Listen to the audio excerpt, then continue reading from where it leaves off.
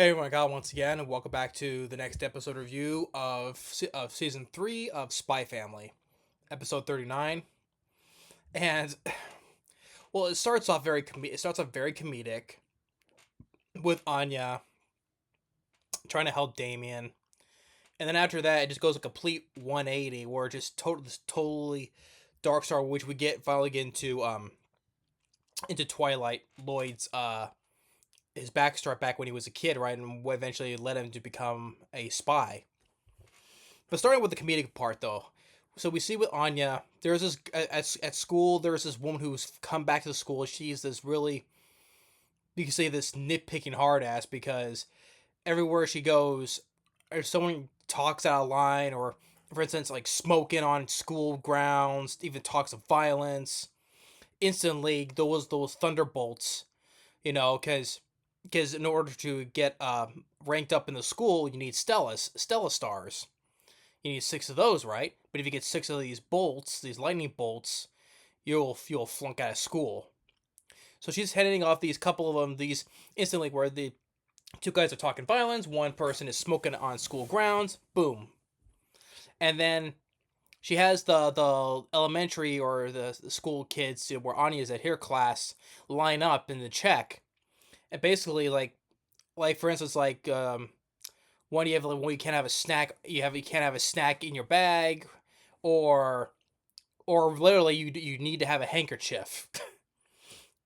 And some don't have handkerchiefs, but Damien doesn't have one, and now Anya decides to help him out. Right here, I'll lend you my handkerchief because Anya's saying, hey, if she doesn't have a handkerchief, he gets a bolt, right.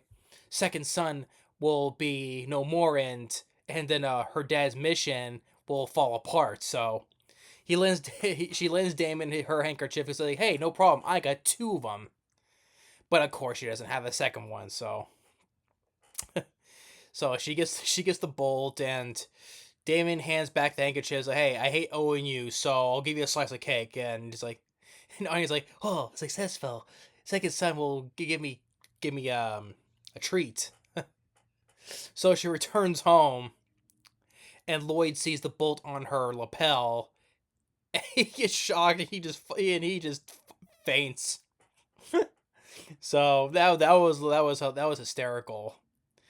And so this is when we cut to the dark, from being jokey, which is very funny though, to very serious. We get the flashback of Lloyd's childhood back when he was a kid, and seeing that how he had friends. They're always playing like fake being pretend soldiers, right, shooting these, right.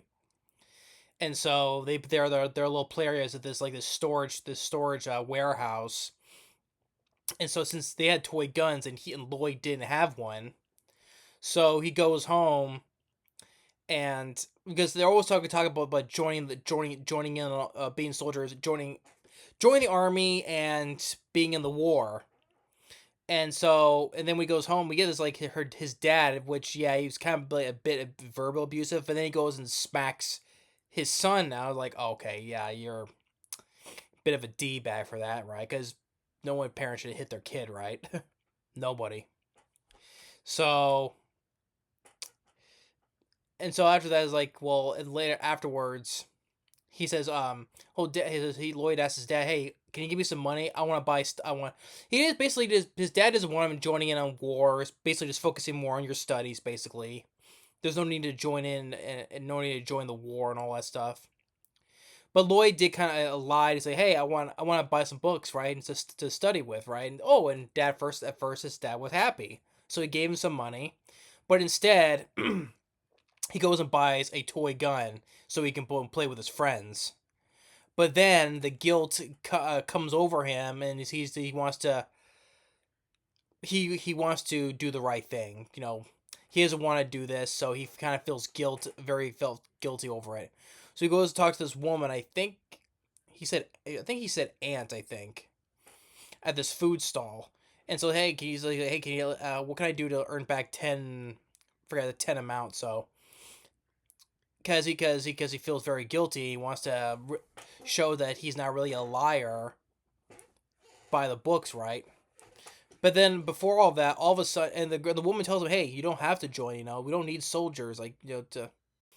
And before all that, all of a sudden now, the bombs start coming, starts raining down.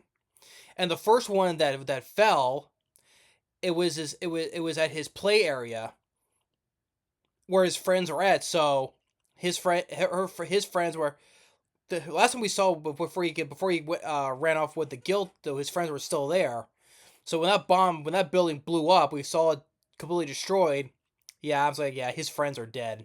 I'm like, damn, that was very dark, and which I don't think he does not know that though. It hit that place, yeah, because he's looking up at the sky, seeing all the bombs are falling, and he's just looking completely shocked. It's like, what?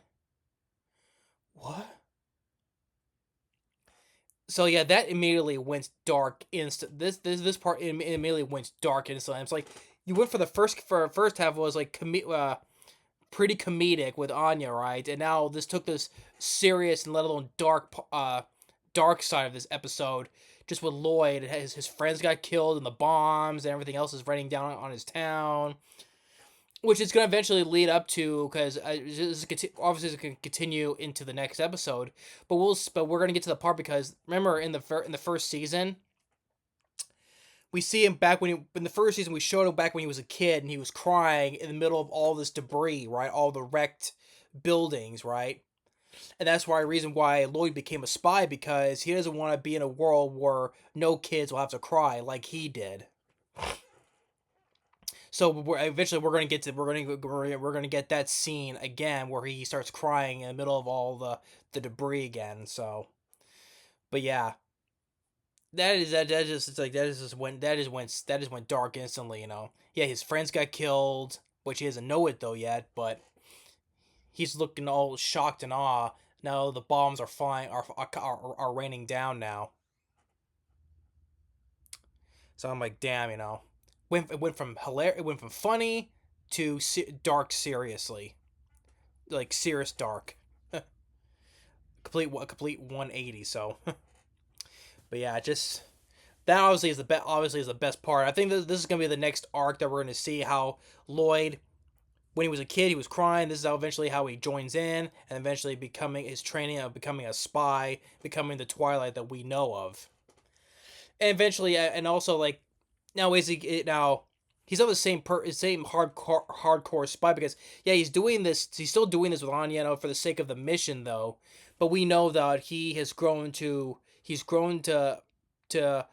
Anya, and Lolo, and he's also grown more to Yor as well, and he doesn't want to lose that family. He wants to protect them, right? But even though he's doing it for the sake of the mission, though, he knows it's a fake family. He's still doing it, but he's grown to liking this family of his, Anya, Yor, even Bond.